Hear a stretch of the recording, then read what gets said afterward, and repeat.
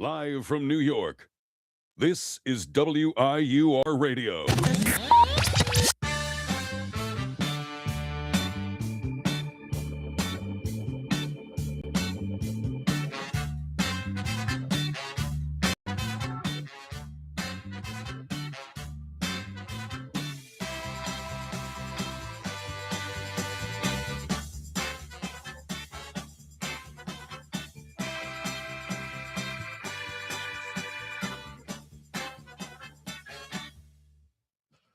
Ladies and gentlemen, welcome to another edition of the Booth Review on WIUR Radio. I'm Robbie Basil, joined by Chase Caridi, as always, always dripped out in the suit.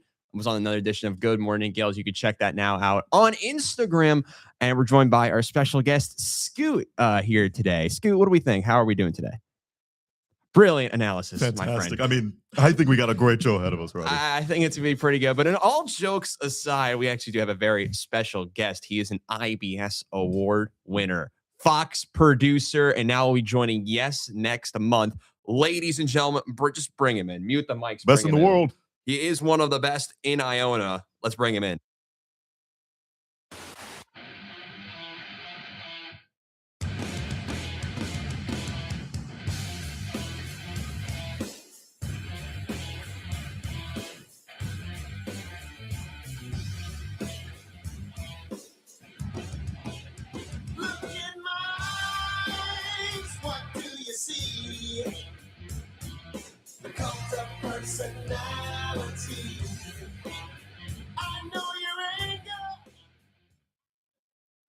Yes, ladies and gentlemen, we got Landon Popovic in the house. Landon, welcome to the show. Welcome to your first edition of the Booth Review. How are we doing, my friend? I'm doing great. Honored to be here.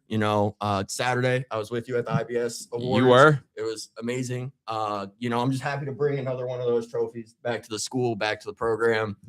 Just honestly grateful for everything Iona's given me. Yeah, Landon hosting the award-winning show, Empire State of Sports. You can always check it out on Mondays right here on WIUR when it's not snowing. But we actually have stuff to talk about today. We're not just gassing up Landon or introducing our other special guest, Scoot, here. We have sports to talk about. That's our show. And today we have two and a half. We're going to call it a half topic today. Major topics to address. Obviously, Iona basketball heading into its final weekend of the season. Next weekend, we go to Atlantic City. We will not have the Booth Review next week. Chase, well, he's stuck here.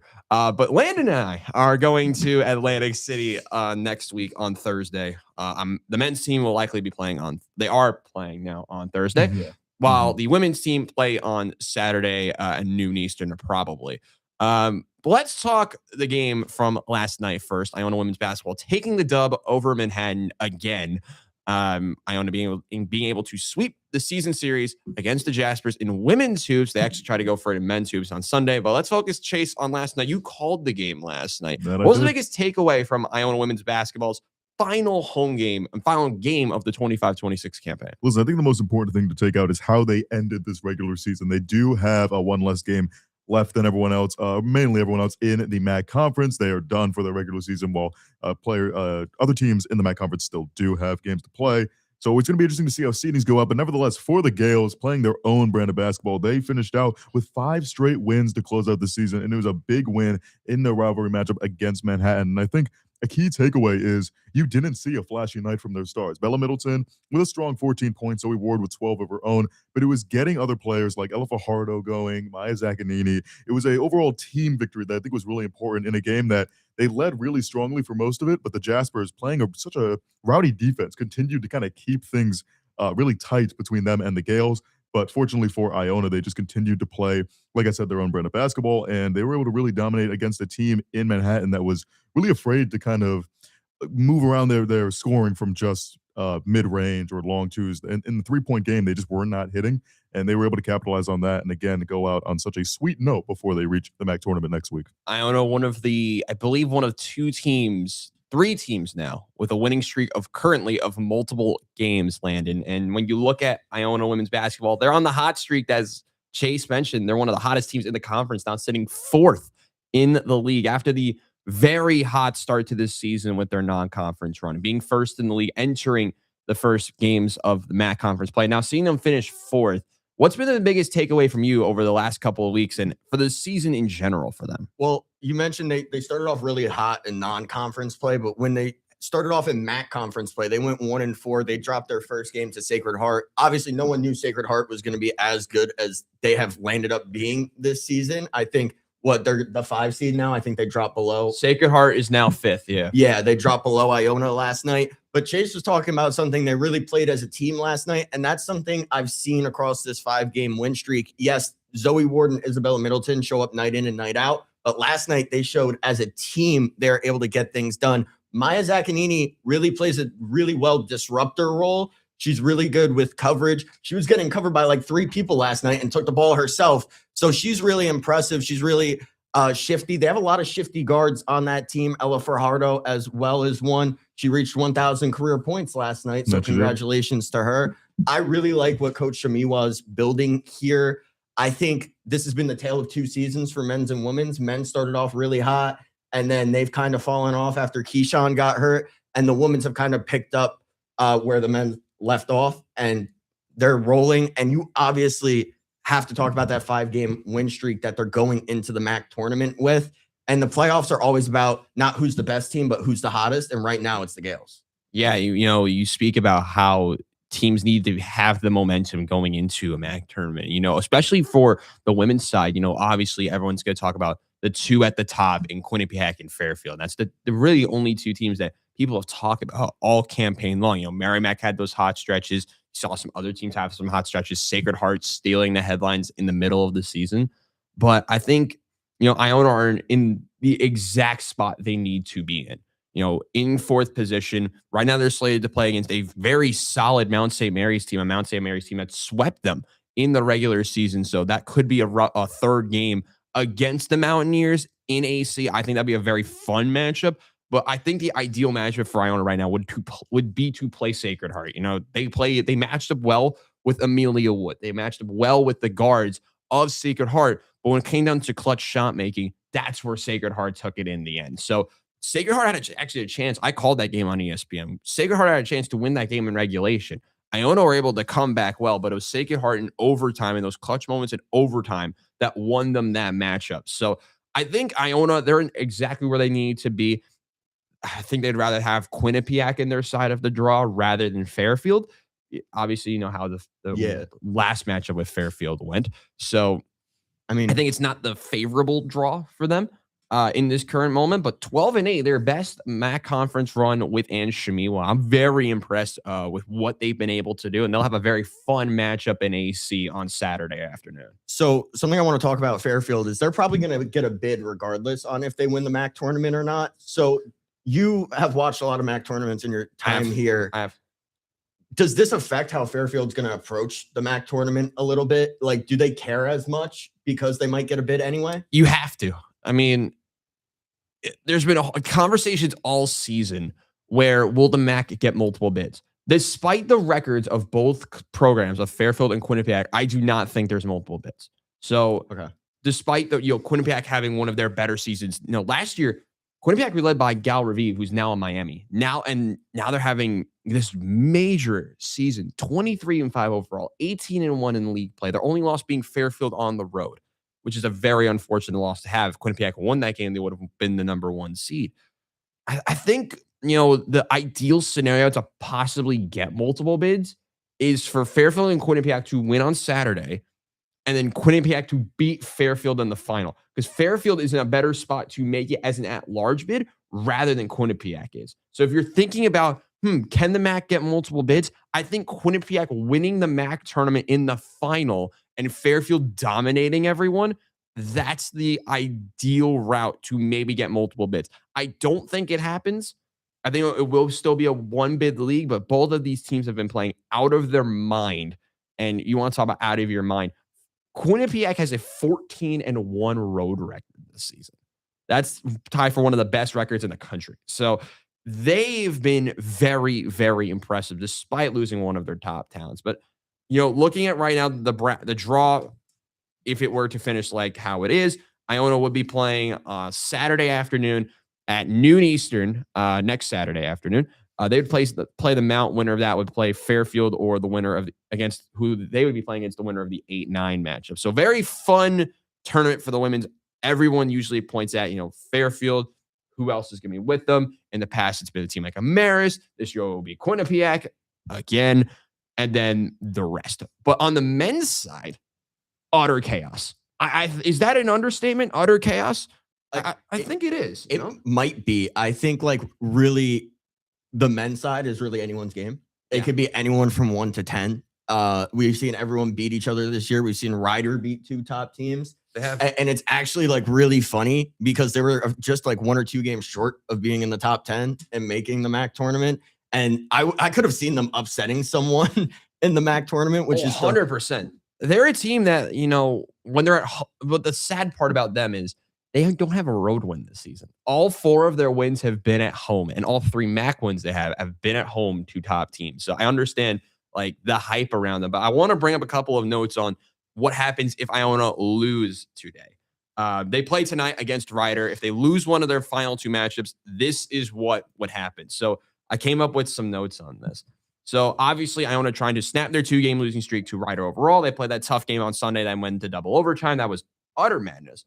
A loss for Iona tonight would put them under 500 in the league for the first time since before the MAC tournament went to Atlantic City. That year, in 2019, the 1920 season, they went to the MAC tournament, won their first round matchup. They were 7th that year, by the way. Won their first round matchup, and then lost to St. Peter's in the quarterfinals, and then the tournament froze because COVID. It was the in-between year when in between Cluis and Rick Pitino, and everything went to heck. And since 2000, Iona have only finished under 500 in conference 5 times. They've never gone to the tournament in AC with a losing record, and that could change, Chase, with a loss this weekend. While it does seem unlikely, Matt, it's been such a weird MAC that you can't really even think about records at this point. It's all going to come down to that one bonkers weekend in Atlantic City that starts on Thursday. Yeah, no, you could, go back to stats and say, oh, look at the home wins that, Iona has in front of Gale Nation in the HAC, how much that means to them. But again, as it's been of late, it's been a roller coaster, as we mentioned earlier before. They had such a high starting undefeated at home, and then, came down to the Quinnipiac loss, and then even Fairfield to a degree, and Mount St. Mary's. It shows that as time went on, this team just slowly kind of lost its momentum that it was moving with. And obviously coming off of that Merrimack game that was so close, went to double overtime. I mean, an absolute thriller, and just could not get the job done despite players like Luke Jungers playing out of their mind in those final moments, just could not close it out. And then again, like you said, we find ourselves with their back against the wall, despite, being in the MAC tournament. It's going to be really interesting to see how they could try to close this out. Trying to take a page out of the women's team book, trying to end out on your highest high you could. Coming off of a loss, you just really need to, like we said, keep momentum and try to win those back-to-back games before they go to Atlantic City to probably, or most likely, play in the first round on Thursday. They'll be playing on Thursday night. It is confirmed that they will be playing on Thursday night due to tiebreakers. They cannot jump the Mount or Fairfield, Landon. But we talk about teams, finding momentum at the right time.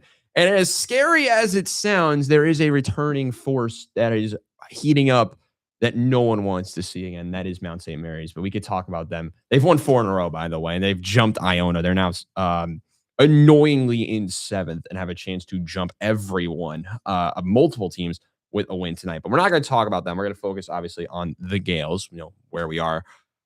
I mean, going into this game tonight, 10-3 at home, that is tied for 5th best home record. They are currently actually ahead of Quinnipiac based on games played at home. What is something, Landon, you're obviously going to be on the call with me for that game tonight. What's something you're watching out for in that game between Iona and Ryder tonight? Look, I really want to see them. I feel like the Gales' big issue all season is when one player is hot, it seems like everyone else is not playing to the best of their abilities. So I want to see everyone contribute. I want to see everyone take some nice shots, even some contested shots, because, not all the shots are going to be wide open in the MAC tournament. You're going to have to take contested shots. And I feel like a problem with the Gales is they take a lot of time passing the ball around the arc, trying to find that perfect shot, when in reality, sometimes there's not a perfect shot. And I think that's led a lot of people to believe that the Gales are a little bit too reliant on the 3-point shot. But I think in reality, they're just really looking for the perfect play when they should just be looking for they should just be trusting in their own ability to get things done. They shouldn't be looking for the perfect opportunity, because let's face it, there are stars on this team. There are 5 stars as the starters. Anglin, you have Kosiak Amitu, CJ Anthony, Toby Harris, and you mentioned Jungers has really stepped up again off the bench. Since Keyshawn went down, I think he's been one of the better Gales. He's been a menace from beyond the arc. So I think, just taking smart shots, learning to play more as a team, kind of taking a page from the women's book and really not forcing plays, but finding them. Yeah. Obviously, last couple of games, you're still trying to maybe find that one extra bit or two, that extra firepower that you would need to win the MAC tournament. Obviously, last year, one player that stole the headlines was Xavier Lipscomb of Mount St. Mary's, who went absolutely crazy. Arlandis Keys, too. They're both back, and they'll be there for the Mount. But there's so many different players that could step up. Kevon Kennedy is one of those players in the MAC. For those who don't know, he was on Mary Mac. He killed us on Sunday. A lot of teams, people have been projecting to see who would win the MAC. But I want to ask you this to finish off our Iona MAC segment today. If Iona say they do not win next week in the men's side, obviously women's, the 2 teams that everyone's watching out for, Quinnipiac, Fairfield. But if you're looking at the men's draw right now, what is a team that you think would win the tournament that is not Iona? Who do we pick right now? I have my pick already. I think this is a no-brainer. I could, right now, you mentioned the Mount is really hot, 4 games. I mean, they really have the Gales' number. I could see them winning this year or even just making it back to the finals, but they're always a tough team to face. So I would pick them out. I'm going with Siena. Siena, St. Peter's, who are really tough. I really like an upset of Mary Mac early. That's the one thing I've been watching out for. Mm-hmm. They rely on free throws too much. They can get to the basket, but they're not as efficient as you would think, and they're not a very good rebounding team. So that's why Iona have been able to stay in it so much against a team like Mary Mac. I like St. Peter's more, especially in a neutral site. I think that will really benefit St. Peter's, especially for them being from Jersey. I think that could help them out a lot. And Siena, they have the scoring you would need to go out and win a MAC tournament. But there's, I think, between seeds 2 to 5, those Sienas, the St. Peter's, I'm really liking Marist. They've been very good defensively. Their offense, I'm going to word this lightly for anyone's watching from other schools. Their offense has been terrible. So take it with a grain of salt. They're 12-7. They're playing good. They won last time. They've won 2 in a row. They could be a team to watch out for. And if they find form late, Quinnipiac could be very dangerous, led by the duo of Jaden Zimmerman and Amari Monroe. Chase, what's your pick? Yeah, I mean, you took it away with the top 5 here. I mean, between, Marist and Merrimack having the only teams that have back-to-back or have a winning streak, at least, in that top 5. There are some, questions when you look at St. Peter's and Quinnipiac losing back-to-back and how they will kind of, like we've been talking about with momentum, how they'll move into the tournament. But like you said, I'm looking at the Bobcats. I think they could be underrated, especially as a team that is a little bit lower in those top seedings and also is on that back-to-back losing streak. I think it's definitely a team that can get hot at the right moment in the tournament and can absolutely take it all the way. It'll be a fun MAC tournament when we go with WIUR next week. You'll get more updates courtesy of the Iona Athletics website on when they will be playing in the MAC tournament next week. Coming up next, we talk World Baseball Classic. We pick the entire thing in terms of groups, who we think will win the final, all that and more. It's coming up next. We'll be right back on WIUR, the Iona University Radio Network.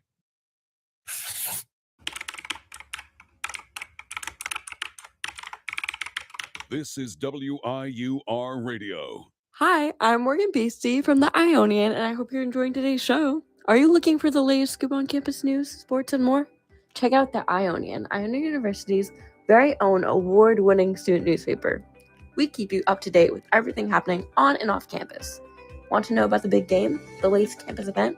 It's all in the Ionian. Join the conversation. Read, write, and get involved. Visit www.theionian.org or pick up a copy around campus. Stay informed, stay connected.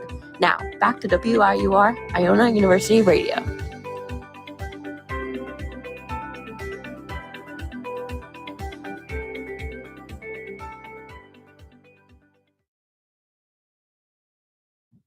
Ladies and gentlemen, welcome back to No One Knows What's Going On Anymore, featuring Scoot, our special guest. What are we thinking of Iona basketball so far, Scoot? Great analysis, my friend. I know Scoot is very excited as well for the World Baseball Classic. It kicks off next week. I know everyone will be locked in. I think, when you're locked into World Baseball Classic, MAC tournament, F1 kicks off next week, I think. Next weekend for sports. And of course, heading down the stretch towards March Madness. This month of sports, it's amazing. It's always amazing. And we get one more thing to add on to it. With the World Baseball Classic, we're going to go pool by pool and pick everything and tell you everything you need to know about the WBC that kicks off next week. We're going to begin with Pool A, which it can be worded lightly as terrible. We got Puerto Rico, who have been in the news for a lot. We got Canada. Maple Syrup Land has returned. Maybe they can actually win something, unlike their Olympic hockey team. We got Colombia, who are actually very sneaky decent. Cuba, who, they're okay. Didn't Yoenis Cespedes play for Cuba? I think so. At one point. That was a time. And then we have the Canal Boys of Panama. 5 very interesting teams. 5 teams that are built completely different. So we're going to pick the top 2 because that's how many teams advance to the next stage. Chase, we'll start with you. Who do you got as the top 2 in Pool A? Listen, this is a very interesting group to start off with. Like you just rattled down with all these 5 teams. It's talent is certainly a long range. I can specifically say. I think it's pretty easily Puerto Rico. I think will come out on top of this one. You look at just a lot of the players that they have in terms of pitching. I think, you immediately look to Edwin Diaz, Seth Lugo, another one. He might have had a down year last year, but even still, when you look at some of the rest of this list, when you look at the rest of this list, it is not great in terms of how the top of star pitching could be for them. And then even hitting wise, nothing to really write home about. Obviously known, understandable major leaguers: MJ Melendez, Eddie Rosario, Elio Ramos, Nolan Arenado, because sure, on Team Puerto Rico, why not? Team Puerto Rico? He is. What? I couldn't make the cut for Team USA. What are you gonna do? Got it. But even still, I think it was pretty comfortably going to be Puerto Rico in the front there. And then when I'm looking at the second team that can make it out of this group, it's a lot of weird ones. I keep going back to Team Panama. I don't know why. I'm interested by the infield. Looking at it with Edmundo Sousa, Jonathan R. Ruiz, Jose Caballero. Can do enough, I think, in that job. Is Ruben Tejada on this team? Ruben Tejada is on this team.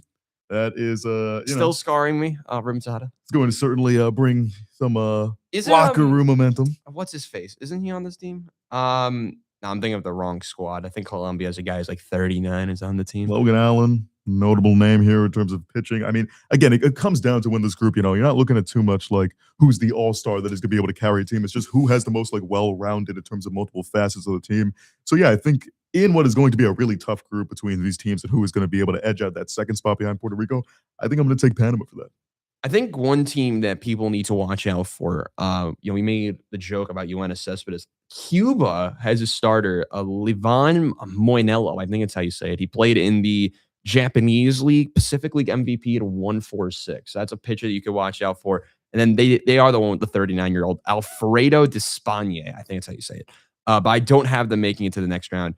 Obviously, I love, Julio Teheran on Colombia and Jose Quintana. The retirement home is brilliant. Rockies legend. But I'm going with Canada as my second team. The Canadians, this might have to be their year of actually doing something in this competition. They don't have the U.S., they don't have Japan, they don't have a Mexico, they don't have a team like that with them. The Puerto Rico team is a little bit weaker than we've seen in the past.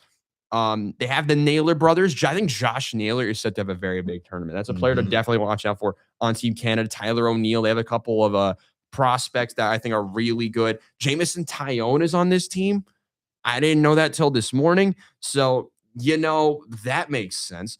So I think Canada, they're not the best built roster for the competition, but they're a team that could really sneak up on people. And I have them going 3-1 and finishing second. Puerto Rico up top. Yeah, so I'm going to go with Puerto Rico as well as my first pick. I think it's just obvious. But Canada was also my second pick.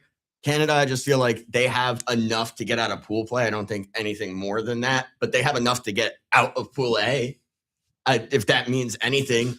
I don't really think so, but they have Jamison Tyone and I think Logan Allen they have as well. Logan Allen's on. Who's he on Panama? He's on Panama. Logan Allen's on. There is an Allen. He is on. There's two Logan Logan Allens. Breaking news. Oh my goodness. Excuse me, how are you feeling about that? This is a lefty Logan Allen. Two Logan Allens. What? Oh my gosh, there actually is two Logan Allens. Only the best here on the booth review. There's We a got two righty and a Logan lefty Allens. Logan Allen. What? Has he ever played in the MLB? Oh, he had a 5.46 ERA next year. Never mind. Wait, no. Known commodity on Is Team this the Canada. reliever? Is this Logan the Allen. reliever? Who I is think this? I don't know who this guy is. He's a reliever though, because he only pitched 15. Can we find the innings other max. Logan Allen, please? We're gonna find him. Go Which one get, pulls over? I look up I think Logan I thought Allen. it was the other Logan Allen too, but Logan Allen baseball. They're But the still, same. I They think both play Canada- baseball. I think Canada has enough to get out of that pool. I don't really think any other team can contest. Like, I still think a lot of the players for Team Puerto Rico are up in the air as to who's playing on that team. So I can see Canada being able to even beat Puerto Rico in a pool game. Yeah. So I'll go with Canada as my second pick. a lot of people are liking that Canada team. I don't know what's the deal. You know, Jamison Tyone pitching well, and then maybe on a run to being one of the best pitchers James in baseball. Paxton, run back the clock. Maple syrup might reign supreme, but they will not win gold probably in the end, like their hockey team. Going to Pool B, we have the land of soccer in Brazil. We have another big country of soccer. What's with the soccer countries in this group? We have Great Britain and Italy in this group. So a nation I know for I've been to and has one of the best food I've ever tasted in my life in Italy. And they also have always had a decent baseball team. Mexico are also always sneaky decent in this. And of course, the United States of America team. Yeah, this is the greatest U.S. team of all time. You know, I remember the days when the U.S. won it with Drew Smiley leading the charge with Marcus Stroman. And of course, the Adam Jones is the greatest catch I've ever seen live. Adam Jones, that robbery in San Diego on Manny Machado, which is ironic because Manny Machado now plays in San Diego.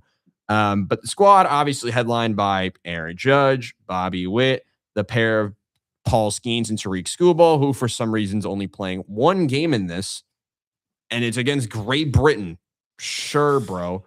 Go do your thing, twin. And we also got Bryce Harper. You know, 4 years too late. Of course, the bullpen headlined by Mason Miller. So this team is like ridiculous. You also have Cal Raleigh, Kyle Schwarber. We can list off this team for hours on end. United States are just good. Mexico, I mean, they kind of they lost to Munetaka Murakami in the last edition of this thing, which fair play to them. Their rotation is something, but their lineup is really good. They've always had a good lineup in this. Italy, they made the quarterfinals twice. They're led by Vinny Pasquantino and Aaron Nola for some reason. Great Britain, they were entertaining, but you know, with the tea sipping celebrations and all that, but their roster is still bad. And then Brazil, you know, I mean, their best they have like a 17-year-old Joseph Contreras. I don't know who that is, but you know, I think this is like pretty simple. I'm going with the US and Mexico. I think this is a no-brainer. You know, the Stars and Stripes, I think they go 4-0, and I think they have like a plus 30 something run difference. They should beat everyone convincingly, but I really like that Mexico team. I think their lineup's really good. They're not going to outpitch anyone, but then again, there's not many teams in this group to outpitch other than the U.S. So I'm going to go, unless they're playing Aaron Nola, which they I don't even know if they do.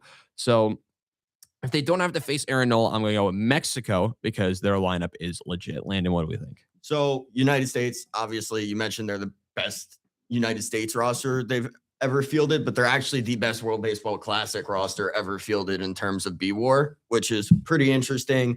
They have a lot of pieces that could get that done. One thing I'm worried about is Clay Holmes coming out the bullpen and blowing a game. Sorry, guys. Could happen. He's not even a closer, though. I mean, but they're using him out the bullpen. On Team USA, he very well could be. He's going to pitch in the fifth inning. Probably. Because starters don't go past 4 in this. Usually. Maybe, but McLean's there too. I don't know if McLean's really. Oh yeah, he's pitched great in spring training. I don't know if he's going to get like any game. playing time, but I'm actually going to go Team Italy as my second. Ooh, okay. Because I like Aaron Nola. And then they have Michael Lorenzen as well, who's pretty nasty. Yes. The hitting, it's pretty much Vinny Pasquantino and no one else. But he could get it done. He had one less RBI than Aaron Judge last year. That is true. That is true. It's crazy. But yeah, I think they have enough to get it done. Mexico obviously is a threat. They have Verdugo again this year. I'm assuming he popped off last World Baseball Classic. So I could see him posing a threat. But I really like the way Italy plays the game, and I like them last World Baseball Classic, although they don't really win much. But I see them making it out of pool play. So, I got to mention this as well. Great Britain is led by Jazz Chisholm. Mm-hmm. Yep. I did not know that till Bahamas. Yeah, shout out the Bahamas. Unfortunately, they are not in this, obviously. We already know our teams, but Chase, who do you have finishing with the United States of America team? Yeah, I mean, I think it's bold of you to assume I'd go with the United States of America as the lead in this group, but I will do so. And then when it comes down to the second seed, I mean, you guys have kind of addressed the two teams that we think you need to mention in Mexico and Italy, because Great Britain and Brazil, yeah, they're there. They're there as well. They're there to play some ball.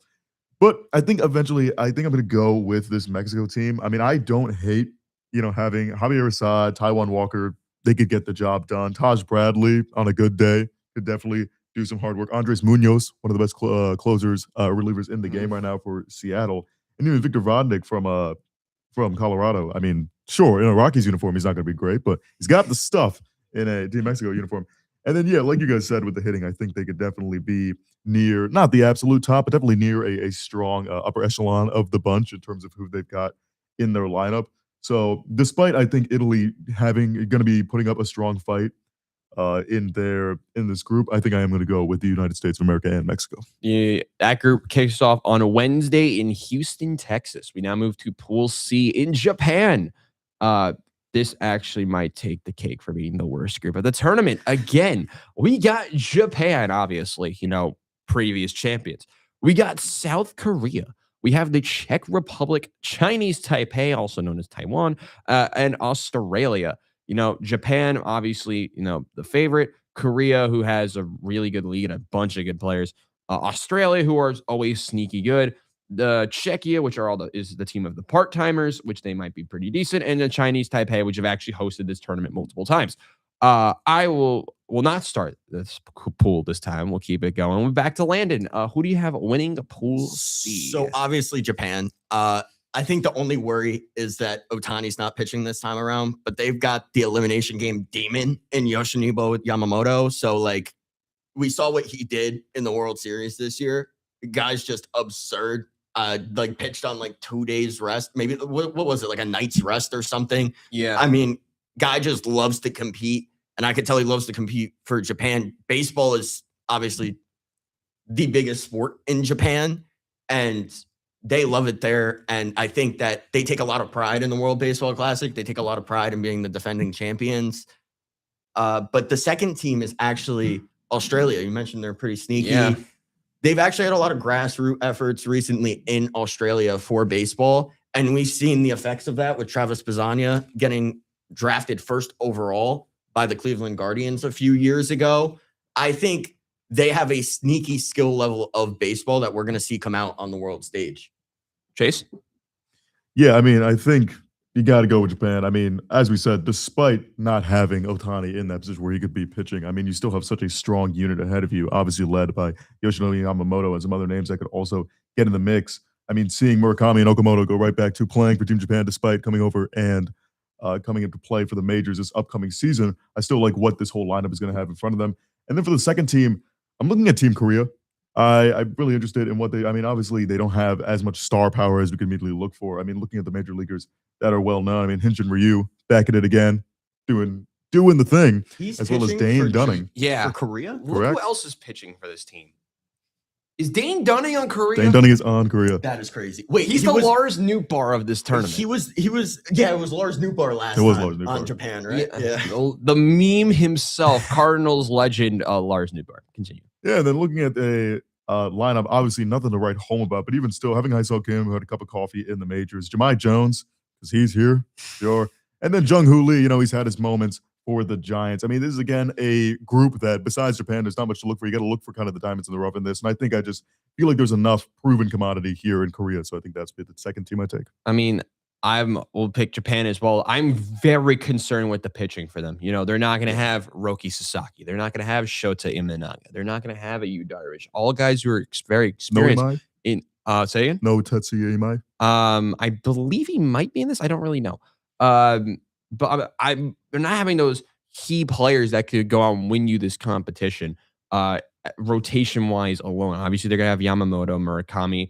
I really like Teraki Sato. I think it's a player that people don't really know about. He had 40 home runs in the NPB last season, was the Central League MVP. Obviously, they have Seiya Suzuki coming back. He was injured the last tournament, so he'll be making his tournament debut.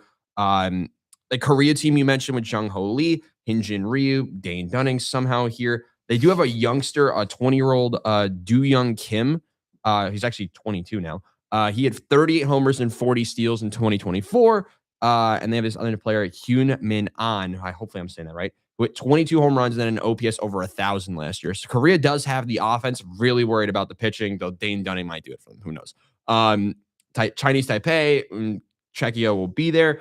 In Australia, obviously, they have a lineup led by Curtis Mead. So that's all I needed to hear. I'm going with Korea as my second team. I think Korea has the offense and they have the pedigree to go out and finish second in this pool. They won't pitch the lights out, but I've watched the KBO in the past. You watched obviously during COVID times when we were able to witness a bunch of old players. You know, I remember those days where, what was it? You woke up at like 6 a.m. Yeah, I was watching the Dinos. No, oh my God. NC Dinos, the LG Twins, Dinos. Obviously. Did the Dinos win the championship? I don't think so. I can't remember. The only thing I remember about that is, you know, when I had high school or something, it was my classes started at 7:26. So I woke up at 6 a.m. when you're eating breakfast at the dining room table and you turn on the TV and you got the KBO with the LG Twins and with the Doosan something. I don't remember. The Doosan Giants, I think they were. I don't know. But I'm going with the South Korean team. I think they're really good. They can make some noise. That group is played in Tokyo. Next, we head south to South Beach, conveniently, to Lone Depot Park. And this is the group that everyone should be watching out for that doesn't have the United States. We have the Netherlands, which is obviously that. Interesting start. is playing for the Netherlands. We have Nicaragua, who had that one guy sign with the Tigers last year. We have the Israeli national team, who have made headlines in this tournament in the past. We have Venezuela, who have always done good in this competition. They have a very good team. And obviously the Dominican Republic. We know they're very nice. This is the why couldn't some of these teams been in like Pool C or something? I don't know. Obviously they want to keep it like region locked because, you know, travel, but like why could have Nicaragua been in Group C? I think they actually would have like finished second in that pool for some reason. Obviously, you know, the Dominican team, they've always been good. I don't know if they've won it before. Venezuela definitely haven't. Same with the rest of this group. But I think there's 3 to possibly 4 teams that can make some serious noise. So I'm not starting because I don't want to. Chase Garidi, our star analyst here to my left. Audience is right. You'll start with us. Who do we have winning and finishing second in the most competitive pool in the tournament? Yeah, man, and like we said with a lot of groups, I know we've talked about how much competitive this group is, especially compared to the other ones, but I think it is still by far and away the DR's group to kind of maintain. I mean, it's just an absolute all-star cast we've got here. I mean, Sandy Alcantara, Chris Sanchez, Luis Severino, and then the bullpen, Sir Anthony Dominguez, Milo Duvall, Abner Uribe, just great on all fronts there. And then while we've said some teams have some all-star caliber lineups, it is just insane to look at this list that we've got here. I mean, J-Rod, Juan Soto, and Fernando Tatis all in the outfield with O'Neal Cruz off the bench. What he can do, we'll see.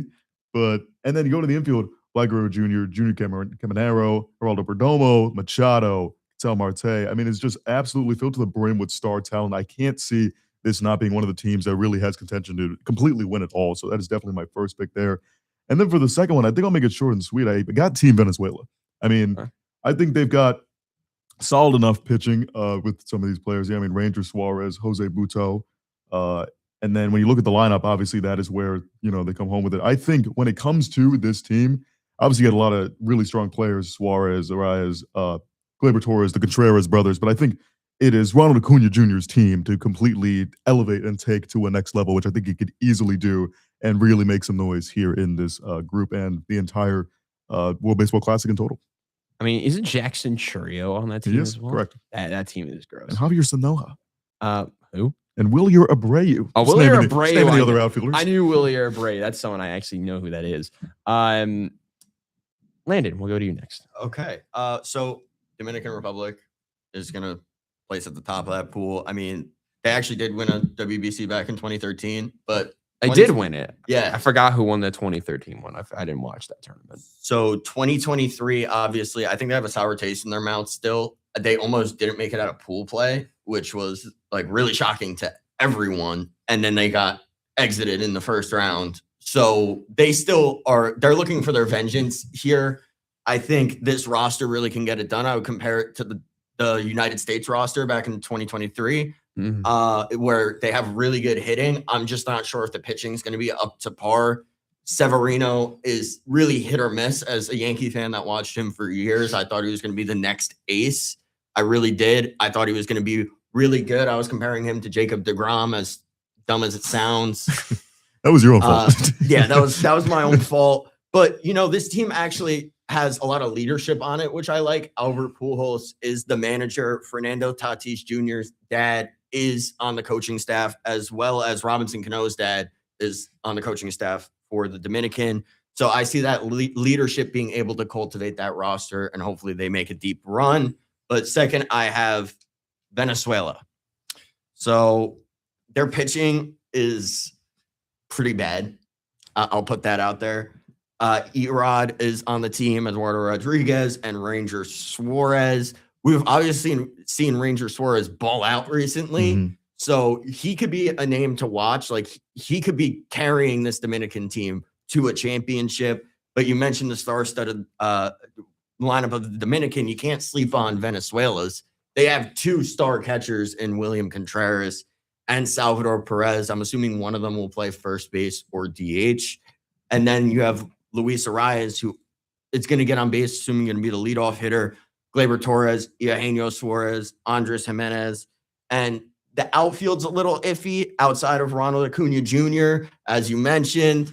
But still, I think they have more than enough to get this done and move past pool play. I mean, there's so many teams you could love in this group. I do have the Dominican Republic team first. They're just the best built team for the competition in this pool. I'm going to do what I didn't do last time. I really like this Netherlands team. I'm going to be honest. I really like the Netherlands. The only issue is that their pitching's a dumpster fire. So that's the only worry I have. The only player that you will know immediately is Kenley Jansen from Curacao.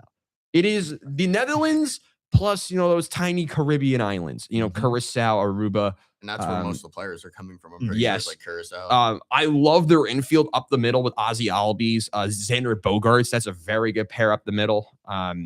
Obviously, Jurickson Profar, who's had a big tournaments for the Netherlands in the past when they've made it to the knockout stage. Sedane Rafaela, who I think is poised to have a big tournament. And Drew Jones, who is on this squad. I really like Drew Jones. I think he could break out in this competition. This is the team that is the squad with all the breakout stars, I think. And I think the Netherlands are going to be able to put it all together. I have them upsetting Venezuela in pool play and finishing ahead of the South American superpower in baseball. And I'm going to go with the Netherlands making it to the WBC. So we have our teams, a weird mix of teams. And when we return, we're going to pick the entire knockout stage. And we'll let you know what our matchups are for that in just a moment. We'll be right back on WIUR Radio. Nobody does sports like WIUR Radio. This is WIUR Radio. Hi, this is Anthony Carlo, TV news reporter in New York City and proud alum. If you're looking for a career in media, Iona is the place to be. From internships to real-world experience, Iona's media program is unprecedented. Take it from an industry professional who made it in the biz. Now back to WIUR, Iona University Radio.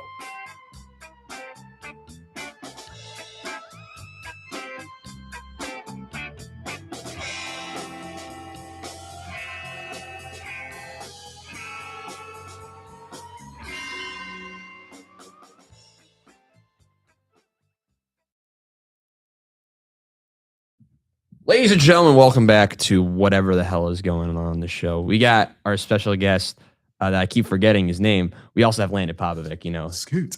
We have Scoot. Scoot, who's obviously been picking the entire competition with us. What's your sleeper team, Scoot? Who do you got maybe being a dark horse to make the semifinal? Great analysis. This guy's on fire today. He's on fire. And speaking of on fire, some of these teams will be on fire as well. It's time to pick the knockouts before my laptop dies. So here's how we're gonna do this. Okay. Each of us have picked, our entire pool play matchups. So we're gonna go over our entire picks for what we've picked, and then we're gonna go let you know who we have going through in each round. So we're gonna begin with the first quarterfinal. We have the Pool B winner, the United States of America, taking on whoever the heck we picked second in Pool A. So I know someone picked Panama. I picked Canada. I also picked It'll be Canada. Panama. So it's the U.S. against one of those teams.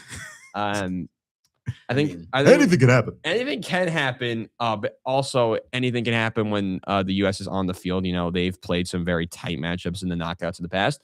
They also like to win games. I'm going to go with the U.S. over the Maple Syrup Merchants. Again, the United States defeating Canada in a sport. It wouldn't be the first time over the last couple of months that that's happened. Whether we're talking about, no, they can't do it on the soccer field. We'll talk World Cup in 2 months. But what they can do it on is they can do it in the ice rink, apparently this year, and the baseball diamond. Landon, who do you have? U.S. Canada. So, U.S. is going to move on to the semifinals. They're going to be on top of Canada. The only thing that worries me is Canada might be coming for vengeance. We embarrassed them in their sport. I feel like now they think it's their turn to do the same, but there's just no shot. There's no shot they're able to do that. I'm going to be completely honest. So United States moves on to the semifinals. Chase. Yeah, for me, it's not Canada, it's Panama. And what I like about them is kind of the defense that they're able to play. And I think just that's not enough when it comes to a team in USA. I think against other opponents, they'll be able to be much stronger in tight games. But again, like we said, the U.S. could just completely blow the roof off of most of the opponents they match up against. So I think pretty easily U.S. will take this matchup. So next matchup, we have Pool D winners, the Dominican Republic, you know what I'm saying, against Pool C runner-up, whoever the hell we all picked. Chase and I picked Korea. Landon picked Australia. I think this is going to perfectly match up for South Korea. I'm kidding. Sorry, South Korea. I really like that South Korea team. About it, Dane Dunning might make a run. Well, will he pitch in this matchup? If Dane Dunning, you're like someone that they have a lot of good pitchers, South Korea. Sure. I think the Dominican Republic, though, they're a team that I gotta say this. I did mention this earlier. They're a team that adjusts to a velocity very well with the players they have. So I'm gonna go with the Dominican. I think this game is gonna be much tighter than it should be. With the Dominican Republic having the more well-known talent, but at the same time, they're a team that can adjust well. They hit for power. They can hit for average. They can do everything you need them to do. They don't need to out-pitch Korea. They need to out-hit Korea. I think they can do that very easily. So I think the Dominican Republic will set up for a prime matchup on March 15th in Miami against the United States of America. Landon, who do you have? So I have the Dominican Republic going up against Australia, and I have the Dominican winning.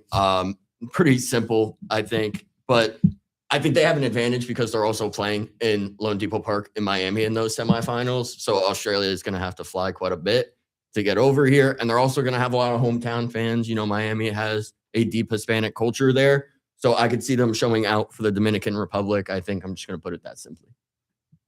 All right, chose. Oh, fair enough. What did I? I don't remember now. You did not choose, but he chose. You said everything I said about Korea and then DR. All right, so we're going to keep moving right along. We have Pool A winners, Puerto Rico, against whoever you picked for Pool B's runner-up. I know someone picked Italy in here. That was him. Well, Chase and I picked Mexico. I'm going with the upset. I'm going with Team Mexico against Puerto Rico. I knew I was going to take his pick. I had a feeling you're going to make that choice. I'm going with Team Mexico. Again, not a team that's going to outpitch anyone, but I think with the lesser talent of Puerto Rico, they don't have the strongest team this go around. I think they're going to be the big powerhouse that's very vulnerable. I am going to pick the Mexican national team to make it to the semifinals of the WBC, where I think I already know who they're going to be facing off against. I am going to go with the country south to the southern to the south of the United States in Mexico. Chase, who do you have? Yeah, I mean, when it comes to this Puerto Rico team, as we mentioned, for a lot of the most successful teams in this WBC, it's got to come down to maybe having an elite lineup or having an elite rotation, just something to get them over the edge. For Puerto Rico this year, it just does not feel like they have too much kind of to write home about in either facet. They all have serviceable major leaguers and some strong players we've seen in years past, but I just don't think they have what it takes to really be that top-tier team that we might have seen in the past. And like you said, I think it could be a very easy, popular upset to go with in terms of Mexico's. They're just such a strong team that if they're going the right way, that these pitchers can absolutely dominate. And as we said, the lineup is incredibly strong. So again, I'm going to go with Mexico as well for the upset in this matchup. So your matchup is Italy taking on the Puerto Ricans. Who do you have? Puerto Rico, I think Italy just doesn't have enough outside of Vinny Pasquantino. Unfortunately, I wish they did. But unfortunately, they don't. Puerto Rico, we mentioned they have some weaknesses in that roster. And I do think a matchup against Mexico would get interesting. But I have them facing Italy, so I have them moving on to the semis. All right. Finally, we have Pool C winners Japan against whoever you had finishing runners up in Pool D. I had it being the Netherlands, and that is a matchup that we've seen in the past in this competition too many times. And every time it's been the same. You know who I'm picking already. I'm picking Japan. Sorry, Netherlands. I've really wanted to pick you here, but you don't got the pitching for this. Japan does. Well, it's better pitching at least. So I'm going with the Netherlands. Landon, who do you have? I'm going with Japan to defeat the Netherlands. Landon, who do you got? I have Japan defeating Venezuela. I think Chase had the same matchup. I think, yes, Venezuela has a very talented lineup, but outside of Ranger Suarez and who was the other pitcher on Venezuela that was pretty good? Eduardo Rodriguez. They don't really have much. Jose Buteau. I mean, maybe Demon closer. Tyler Montero. They don't on really the Tigers. have anything there. And I think that, Japan, yes, they are also struggling on the pitching side, but that lineup is going to be able to make up for it. And because they are the defending champions, I can't doubt them. So they're moving on to the semis. Yes, listen. Antonio Senzatella is on this rotation for Venezuela. Is he not on the Rockies anymore? Zerpa. Come on, guys. No, I'm going to go with Japan. Pretty comfortable here. Listen, Venezuela, again, like we said, they can really make some noise. I think, again, like I said, it's Acuna, his ability could just completely take over. It's possible. I think it could, but just Japan, in the past has been such a powerhouse. They might not be at that high pedigree as they've been in the past, but I still think they'll be able to make it out of this first matchup against Venezuela. All right, it is now time to pick the semifinalists. Each of us has something very similar or completely different. Depends who you ask. Though we do have one matchup that is all the same. It's the United States of America taking on the Dominican Republic again. We've seen this matchup so many times. I've lost count. Though, to be fair, the U.S. did lose to Venezuela 2 WBCs ago and then won the damn thing.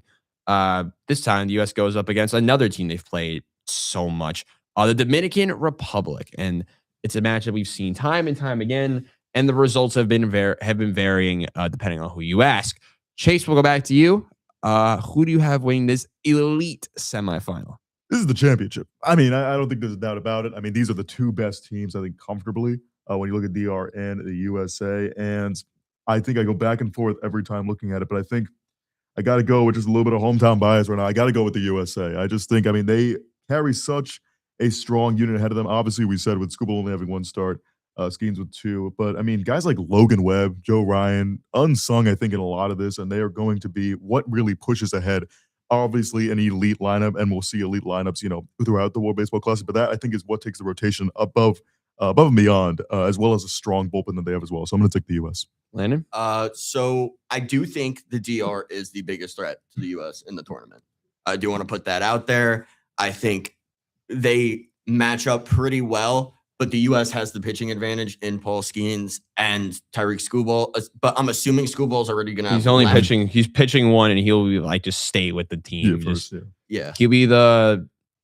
those things at the car store, the dealerships for the full... The inflatable guy. Yeah, the whacking. That's him. Man. That is Tariq Skubal after his... Funny enough, they have those at Merrimack. I saw. They do. That was funny.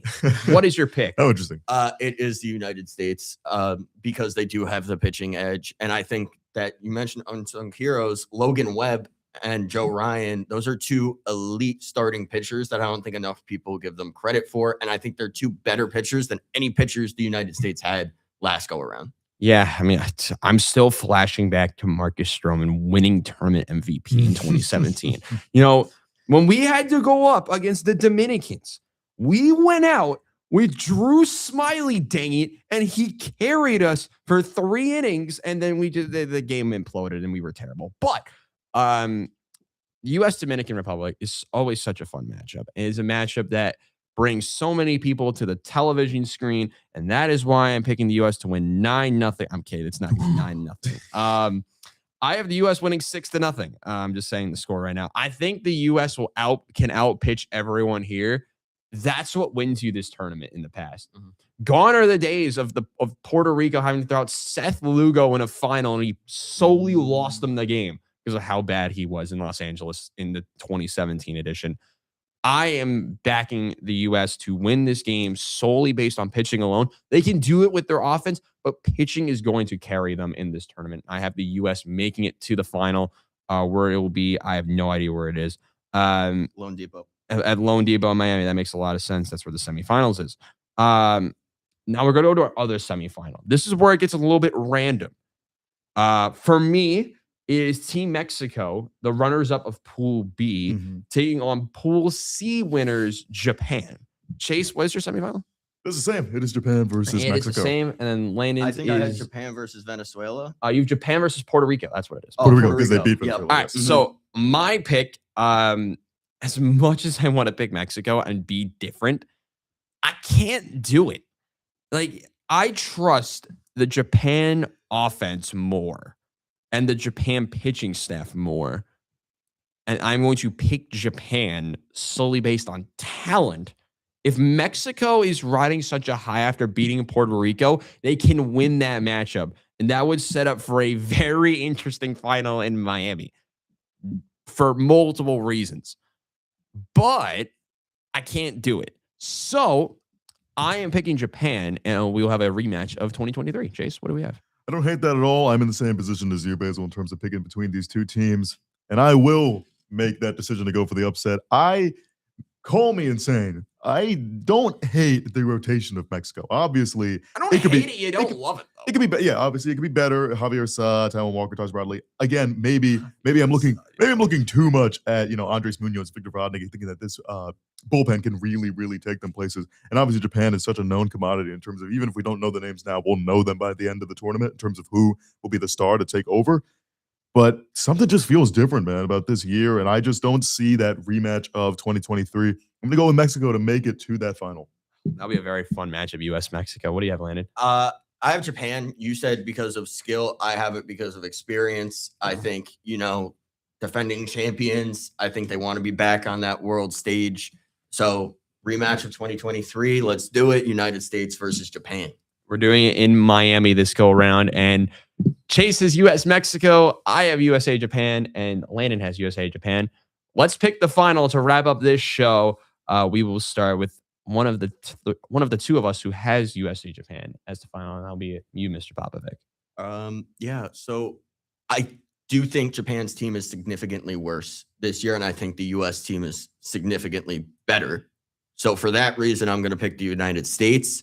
I think that everything that the U.S. struggled with in 2023, they have improved upon on this roster. And I trust a lot in Aaron Judge to lead this team. As a Yankee fan, I do think that his ability to be a captain, to be a leader, is one that is valued. And when Mike Trout stepped down as Captain America this year, I think a lot of people were kind of worried. But I think Judge is able to fill those shoes and maybe more. The only thing that worries me is if they pitch around him. Yeah, that is something. But there's really, when you look at the U.S. team, there's no one really to pitch around to because say, you walk Aaron Judge.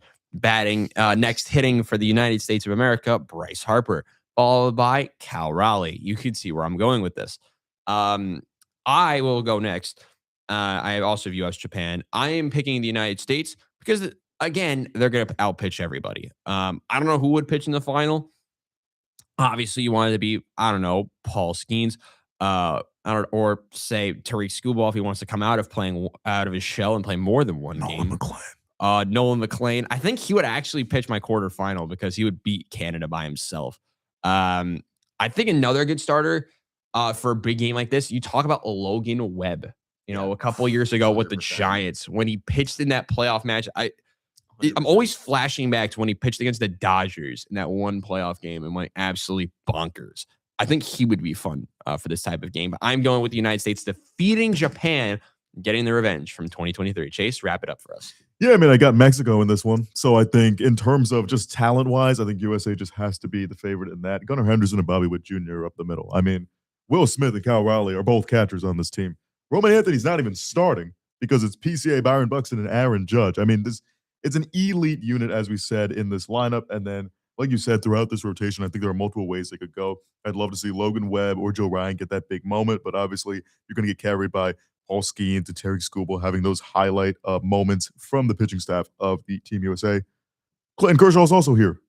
Anything could happen, but I am going to go with no matter what, Team USA taking it as we all have to win the whole thing. We all picked the stars and the stripes so you can watch the WBC. It kicks off next week on, I believe, Thursday for some groups. For other pools, it will be on Friday. You will also pay attention to the MAC tournament where me and Landon will be at Atlantic City. We will also have coverage for you, coincidentally, on March 5th. So we will be in ACA for that. And you can continue to watch Landon's show on Mondays for Empire State of Sports. You can also watch Landon, I believe, later today with the production of Gale Zone. And you can watch Chase, be cool on Good Morning Gale. So that's up on Instagram, by the way. With that is the end of today's edition of the Boot Review. Landon, thank you so much for being here with us and being able to preview this show. And also thank you to Scoot for joining us as well. There will be no edition next week. We actually will be gone for a couple of weeks, unfortunately, over the rest of this month. But that will conclude today's edition of the Booth Review. For Landon Popovic and Chase Caridi, I'm Robbie Basil saying so long. We'll see you guys next time. Live from New York, this is WIUR Radio.